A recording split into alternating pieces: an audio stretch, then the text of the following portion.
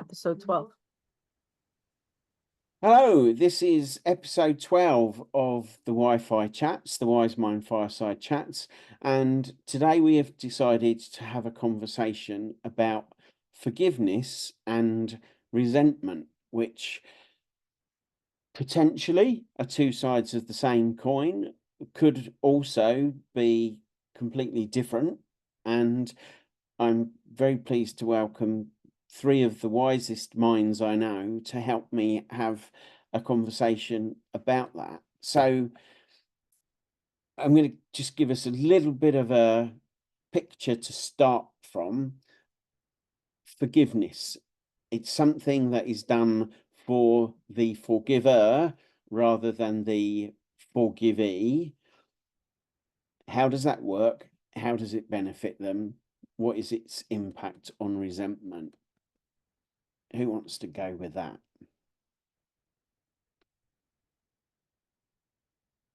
Well, I'm curious to know why, what drove us to be talking about this? Do we have an example of something, or are we just abstractly speaking about the concept of forgiveness?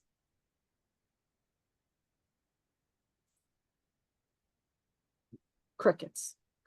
I get nothing back. Okay, so let's go ahead. Well, I'm thinking, wow, am I prepared to be that potentially vulnerable, and even to reveal to that depth where my resentments may have lain?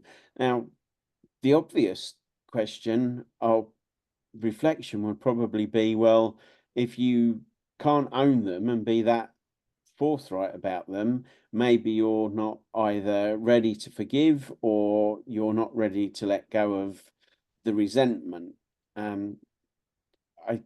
I'm gonna err towards, I just wouldn't want anybody to sort of unknowingly stumble across our podcast and not realize that I had held that much resentment towards them. But I think it's an interesting point, the first thing that came up, which is, am I actually ready to forgive or to release that resentment? Interesting that you use the word vulnerable, right? Like not wanting to feel vulnerable in possibly being honest about where you stand with whatever it is, because forgiving, I feel like, is the most vulnerable of places to be, right? It's actually allowing yourself to let go of what could possibly keep you stuck or create a story in why you're either not moving forward in something or remaining a victim to something that may have happened to you, right? Because when you forgive, it's an action that you take. It's an actual choice that you're engaging in. You're making a decision to let go of whatever is making you angry or making you feel hurt. That's the first thing. So like you said, you have to actually be willing, willing and wanting to let go of that. And if you're not, I think that's a whole nother, why am I continuing to hold on to feeling this way if it's not doing anything good for you? I mean, if you look into it, if you think about it, why do we feel we have to forgive? It's because we feel we were wronged. And it's our perceived injustice which was done to me. It's all about me, right? I was wrong. The person did wrong. They did that. They did the other thing to me. And to forgive, I think the first step is to realize, hold on, does it actually even matter? Because it was the other person who did it.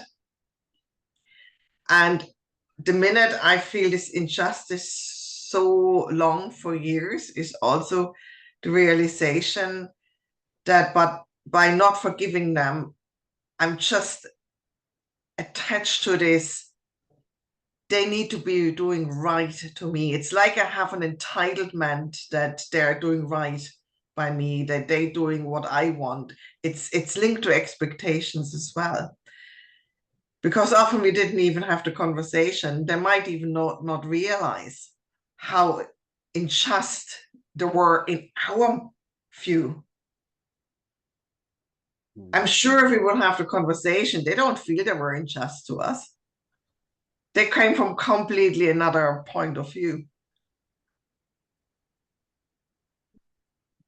I come at it from, go ahead, Alex. No, go on. Nope, go ahead. So a while back, Erika and I had this conversation. I was gifted a book. I mentioned it recently, When I Loved Myself Enough by Kim Macmillan and Alison Macmillan. And kind of blew Erika's mind by saying, or reading, that when I loved myself enough, none of these resentments, upsets, hurts mattered. They all became irrelevant, which I think is the place you were talking about being, Gabby. You know, it's only if you feel you are a victim or somebody has wronged you. So, you know, I've kind of moved across towards that way of thinking, but I know from past experience and work with clients that if there's one thing that expectations do for us, it is to breed resentment and or disappointment. So tell us about the place you were coming from, Erika. So I'm listening to what Gabby said, and I feel like anything that we talk about, there is not just one straight, this is it place, right? There's different levels and different things that can cause us to have to feel like we have to forgive something. So when Gabby's talking, the example, like I'm feeling like energetically, it just feels like somebody actually did something X, Y, or Z to me, right? Like physically, something was done or said, right? But then there's that other layer of things that might not have been said or done that also cause hurt and pain that lie deep emotionally in the system, right? That we could have moved on. We think like we're not holding ourselves in it, but that feeling of that deep hurt and pain and disappointment lingers and causes us to have negative feelings, right? So those are the things that we can choose to forgive. Not because it doesn't really matter and I don't love myself enough, so I'm still holding on to it, but it blocks us. Those things, if we don't actually verbalize them the way that we need to verbalize them to get rid of them, they will stay with us and cause hurt and pain and maybe show up in ways, make us show up in different relationships in ways that we don't necessarily want it to happen. So for me, forgiveness is an ongoing thing. It's not just a one and done. It's a constant thing that needs to happen for me personally, so that I'm not carrying old stuff with me through the rest of my life that is not serving me, right? It's not a one and done, and I'm not doing it for anybody else, for whoever might have caused that hurt and pain to me. They don't even never have to even know that I'm doing it. Like I don't have to say it to them specifically. It's just something that I'm choosing to do to release the feelings, right? Acknowledge, because it also acknowledges that my feelings are valid in whatever it was, whether it still matters or not. That hurt me. That caused me to feel angry or disappointed or sad. And I acknowledge that, but now I'm ready to let it go. So I'm forgiving you for that. Leave it. Brett often mentions to us about doing your own work and taking ownership of that. And I think what I just took from what you were saying, Erika, was that there are these shadow parts. They might have a childish look at how they were wronged or hurt or harmed, and the bigger growth is being able to recognize as a self-aware adult that I do carry this little bit of a gem of hurt, and taking the conscious decision that actually it wasn't necessarily intended, like Gabby said. Nobody set out to cause me that harm. It is just something that I was left with. So it fully becomes mine to own.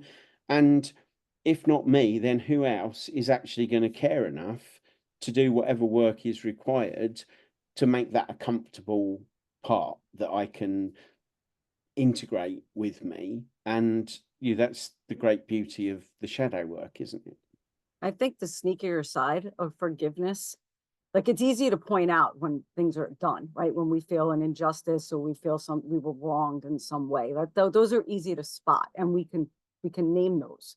The sneakier part for me are the things that we didn't get, right? The things that were kept from us. Those are the things that I think linger deeper, that we have a harder time pointing to, that require more forgiveness than the actual, oh, you know, she cursed me out or something. Like, I could get over that. Doesn't really require much actual forgiveness. But the things that we don't get, or the things that were kept from us, or what we wish we could have had, kind of things, are I think the things that really require a deep level of emotional forgiveness, right? And I think more importantly, it's why don't people actively want to forgive for these things? Like, what is it about holding on to that pain that serves people, or what misconceptions do people have about what real forgiveness is?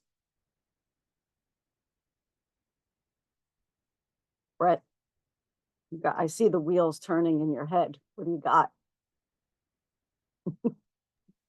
They're just turning. They're just turning, going round and round. That's all.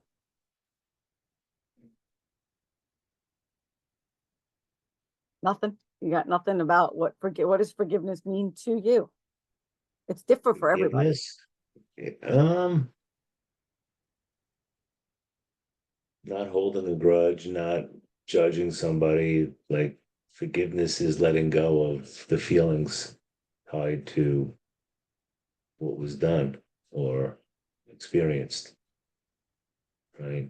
It's kind of like, all right, we'll kick that to the side and move forward in a without the feelings that come along with all of that stuff.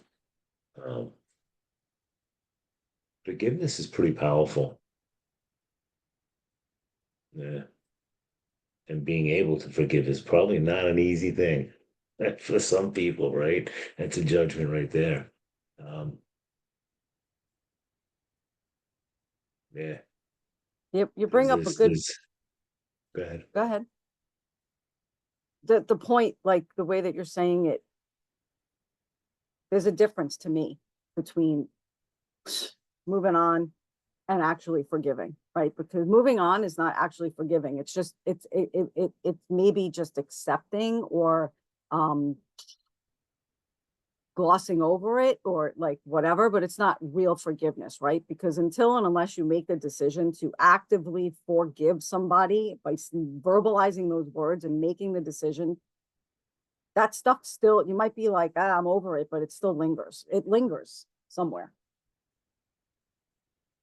Definitely lingers if you're just pushing it aside, right? Yeah. So why don't people do it? If it's so powerful, what makes it so hard? To be quite honest, I think it's linked to black and white thinking, because we're the good ones and the other one is the baddie. So that's why it's almost like the basics, that we're the heroes and we have to find the bad one and the other person is the bad one. So I won't forgive because I'm in the right. Right. It's a lack of understanding. And if we don't forgive and we just move on, that's where the resentment sits. Because we will have still resentment towards that person. I think to make it a little bit more tangible, Erika, let's have an example, right? All right. And I take one from an ex-relationship I had. Mm-hmm. Alec, I'm pretty sure he won't listen to this podcast, so let's go for it. And if he does, it's okay, right? We broke up a long time ago. And we're still talking, but it took me a while to be okay with him, because yes, I had resentment because I felt wronged by him. And the line was, he doesn't understand me at all. We worked together for 7 years. How can he not understand me, right? But he isn't evil. He didn't hurt me by purpose. He came out of a point where he got hurt so much before that he had lost trust in relationships, right? So what he did is was actually protecting himself from the same thing happening again, which he experienced with 2 previous partners. The problem was, I thought the way I am, he have had to learn by now that I'm different. I expected him to see me as me and who I am, and that I'm different from those 2 ladies. But what I got was, oh, all women are the same, and you will just do the same as blah, blah, blah, and da, da, da. And it came to a blow when we actually had planned to buy a house together. And then just before we signed, he rang me and said, look, I don't think it's a good idea to buy it together. I buy it and it's my house and you rent. And because, you know, if something happens, to take the house of me again, and then I'm again homeless, like, you know, because the woman always gets the house, right? Which is not true, because we were both working, there was no kids, it would have been half anyway, but there was no talking to him. And I was so hurt because very clearly for me, he didn't understand me at all, right? I was so angry. I said, how can he not know me at all? That was my expectations. At the time, I had no understanding that he could not see it beyond his own hurt.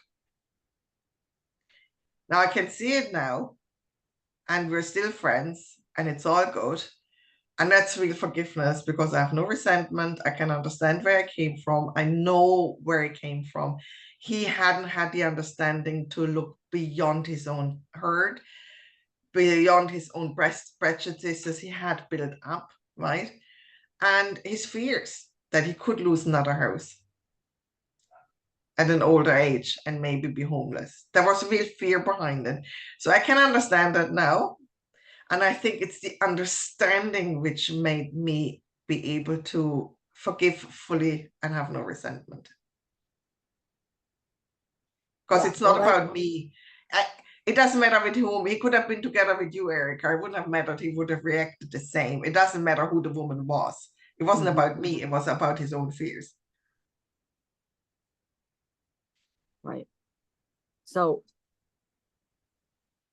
there's something I'm very aware, like I'm mindful when I listen to people about how they rationalize behavior sometimes, right? And for me, when we get into that slippery slope of rationalizing other people's behavior as a way to explain to ourselves why something happened, it's a way to explain to ourselves why something happened to make it make sense. But your feelings of hurt still remain until we decide actively. I understand why that happened, but that doesn't make it okay. And I'm still forgiving you for doing what you did that hurt me, right? Regardless of how much I can cognitively understand the reasons why, and that's all well and good. So I'm not making you the evil person, but your behavior still hurt me. And that's what I need to forgive. Not why you did it, because I don't really care why you did it. I just know that you did. And my feelings are what matter. Because sometimes when we rationalize behavior, it completely takes away what we feel, because we're trying to make sense of it. So for me, I think a lot of people don't forgive because they think that it's saying that it's okay, right? When people forgive, they get stuck in the, how can I forgive? Because I'm never going to be okay with that. Well, because forgiveness is not condoning. Like, that's something that we all need to understand. Just because I'm saying I forgive you doesn't mean I'm saying that was okay. And it's not even saying that I actually want to be friends with you again. I'm just letting go of that pain because I'm acknowledging that for myself. And you're absolutely right. You're absolutely right. It's, for me, the understanding is to know where it came from, why it happened. I can forgive him because I have the understanding. The boundary, and that's where the boundary comes in, where I said, yeah, but I'm not okay with your behavior, is he tried to get back together again, and I said no. Right. I've forgiven you, I have no resentment, but your behavior is not okay. You haven't learned yet. You still say the same sentences, so I'm not going to do this again. Yeah. Right. Exactly. Because I don't accept the behavior, and I will not in the future either. So that's where that comes in. You know, it's interesting because you went to like an ex relationship, right? But forgiveness and this kind of, this is why I say it's ongoing. It's not one and done, because it can live within relationships that are still functioning, right? Like people hurt each other all the time without intentionally wanting to in the best relationships. So you have to be aware and engage in this constant, I'm going to choose to forgive, acknowledge my feelings here, but forgive you for that so that we can move on in a healthier way. Because you could be engaged in a relationship and have all these little hurts happen. And if you don't forgive them, the amount of resentment that builds up within a relationship is eventually going to show up somewhere along the line, in a time and place and space that you don't want it to show up, in a way that you don't want it to show up, right? It causes us to act out, you do things that you wouldn't normally do within a relationship. Like I think it's the purest form of self-care is forgiveness, because it has nothing to do with the other person. So maturity and boundaries are two things that clearly help. And it would appear that they can be both preventative and resolving. You know, you can resolve a resentment by having maturity and setting a boundary, and you can prevent needing to forgive something or developing the resentment by having the maturity and the boundary in the first place. I think people need to understand too that you don't have to wait for someone to apologize to you to forgive. You can take that action on your own without waiting around, because some people might wait forever and a day for an apology to come. But the forgiveness can happen right away because it's your own thing. And waiting for the apology is very much a part of that black and white thinking that Gabby was talking about. You are setting yourself up as being the person that was wronged, and I'm not going to forgive you or forgive that until you have apologized. Well, it's quite possible that that other person has moved on, completely oblivious to the fact that you ever felt that you needed an apology or that one was warranted. I think it's great as part of our maturity to apologize for things that we've done. And we know that, part of a 12-step program is this fearless moral inventory, and where possible and where it would be safe and healthy to do so, to make an apology to people that you wronged. But I think it's also part of becoming aware of the process of self-love and self-acceptance in that particular kind of 12-step program, because it's having the maturity to recognize that you might have hurt or injured somebody, be that emotionally or physically or however. So the key to all of this that I'm hearing is maturity. Yeah, and I think the apology part, right? Because again, if the person who hurt is not aware that it even hurt you, you're never going to get the apology, right? If they're even not even aware. But some people have a hard time apologizing. That's their stuff. So self-care is, okay, this hurt me.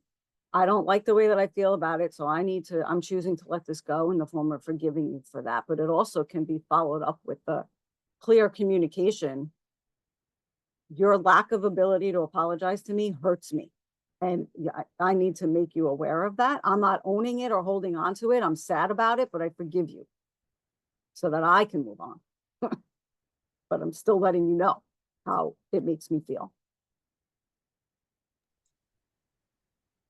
Yeah, for me, to be quite honest, apologies are completely overrated. For the simple reason is that most of us don't hurt other people per purpose. Right. And a lot of the times, because our communication is usually really bad, a lot of the times we don't even tell people that a behavior of them hurt us. So they don't even are aware of it. We're waiting for an apology for something people don't even know they did, or they don't know how upset we got or how really it hurt us. And, so apologies. Yeah, if I get aware of it, of course I say it if I'm mature enough. But for me personally, it's not important. So what? It happened. We talked about it. Fine. So what if the person says, well, I'm sorry? It doesn't change the fact, right? Let's just understand and work on something that in future we don't even get to that point. Well, the best apology is change behavior. So it's Exactly. like you could say Yeah. sorry to me every fucking day, but I need to see something different in order to actually believe that you meant it. Exactly. I mean, an extreme example would be a relationship where there's maybe abuse. The abuser always says, I'm so sorry, I won't do it again, probably 50 million times. And then he just does it the next day again, or he or she or whoever, So apologies to me aren't that important. For me is let's work together, let's find solutions, let's do it differently. Let's turn up for each other. Yes, apologies are easily given, easily forgotten, and in much the same way that we often don't take a compliment or something well, most people will just brush off an apology as well. So, oh yeah, it's all right, it's all done, it's all dusted. Not even taking stock of the apology. Is that because they're 10 a penny and they're cheap? We don't know. Or is it because of the same kind of, I don't know how to accept a compliment well, accept an apology in the manner that it's meant. And as you've both said, and I completely agree with, it's better not to need the apology in the first place. And if something has happened, then it's better, as we've said many times in this podcast, actions speak louder than words. Don't show me that there is apology and sincerity. Don't tell me, because if you're going to turn around and do it again somewhere down the line, it's pointless. I think that's why forgiveness is important, because it's not waiting on the empty apology, or even, the other person's participation is not even required for me to take care of myself. I can just forgive it and let it go of it. Yeah. Brett, I'm going to come back to you. I feel like you are our quiet cowboy. You're out on the range, taking it all in, and you're going to give us a massive piece of wisdom. So no pressure. No pressure at all. I am out on the range and just absorbing the conversation. How much has to do with presence between two people, right? That something was done and the other person understand that something was done that hurt the other person. And then the communication of the two to come together, of understanding that it was done. There's just a lot of variables within that sometimes doesn't happen, right? And people don't take the accountability of their part. So there's like a lot of different pieces that people have to be aware and really present to in order for it to work out in a mature way. Because man, the world is fast paced, right? And we go through things. There's not enough time to sit and dwell on something. So a lot of times we'll just kick it to the side and move forward. So there's something about sitting and pausing and looking at the person in front of you and saying, well, they're important to me. And wow, let's read that body language. What did I just do? Right? Or there's something with the understanding. And if people understood, yeah, I don't know how to phrase that part. Yeah, it's there's a lot of moving pieces basically, right? So it's just taking accountability and owning your part and realizing if you said something that hurt somebody, sometimes you feel it when you say something that hurts somebody, right? You can actually feel it within your body. And instead of pausing and saying, you know what, I want to apologize right now because that didn't feel good, right? But then there's judgments that people have on somebody that would do that, or, you know, and it's a whole society kind of, um, I'm tougher than that. I can take that, or I don't know how to phrase it, but there's more to it. I think you phrased it beautifully, and you, in your opening comment, really, it's about the presence with someone, both to recognize it, to feel it, to have that connection. And as you identify, we live in this frenetically paced world where we perhaps don't take stock of the words we use or the behaviors we exhibit towards other people. Having that degree of attending and immediacy and those sorts of things that we talk about in a coaching context, to have those in a personal interaction on a regular basis where you are that aware of the ebb and flow of your relationship with that person, that's an amazing thing. Takes a lot of work. It's not an easy thing, but if you're able to do it, that relationship can be tight. And if you had a group of people that it was like that, that would probably be very close and high regarded group in, for me, right? With somebody where you can live in that kind of a place. Yeah, I think that's a group I'd want to be part of. I thought we were. Behold. I I was thought going we to say, were. lo and behold, here we are. Oh, like, don't make me rethink everything. I thought we were. I thought we established that already. Who'd like to wrap us up? Closing thoughts.